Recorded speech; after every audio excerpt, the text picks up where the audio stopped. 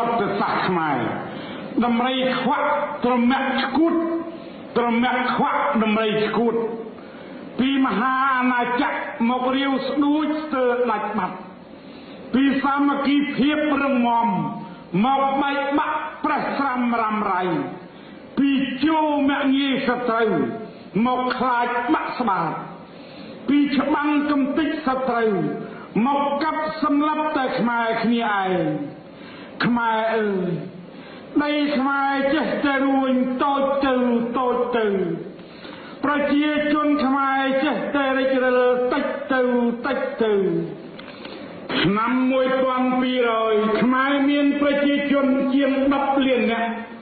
មកដល់ឆ្នាំ1863ខ្មែរនៅសល់ប្រជាជនតែ8សែននាក់ប៉ុណ្ណោះហើយអ្វីក៏យ៉ាងដូចនេះតើហើយអ្វីក៏យ៉ាងដូចនេះមកពីខ្មែរពូកែបាក់ដៃមកពីខ្មែរពូកែហែកទ្រូងឯងឲ្យក្អែកចុះខ្មែរពូកែសម្រួចឈើឆ្កៀលដំបៅខ្លួនឯងឲ្យហូរឈាម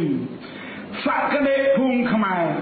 ជឿថាព្រះអាទិត្យអាចរះពីទិសខាងលិច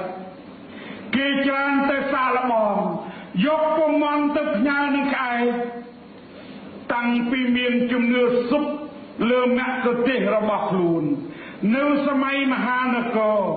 មកបាត់ជំនឿពាក់កណ្ដាលក្នុងសម័យលង្វែកនិងអស់ជំនឿទាំងស្រុងក្នុងសម័យឧត្តមនិងចតុមុខរបបសក្តិភូមិរបបអាណានិគមនិយមបារាំងជិះជាន់របបចៃចក្រពត្តិអាមេរិកកេងប្រវ័ញ្ចជាបស្បៀតប្រជាជនកម្ពុជាបានคล้ายជាខ្មុំឥតបង្កង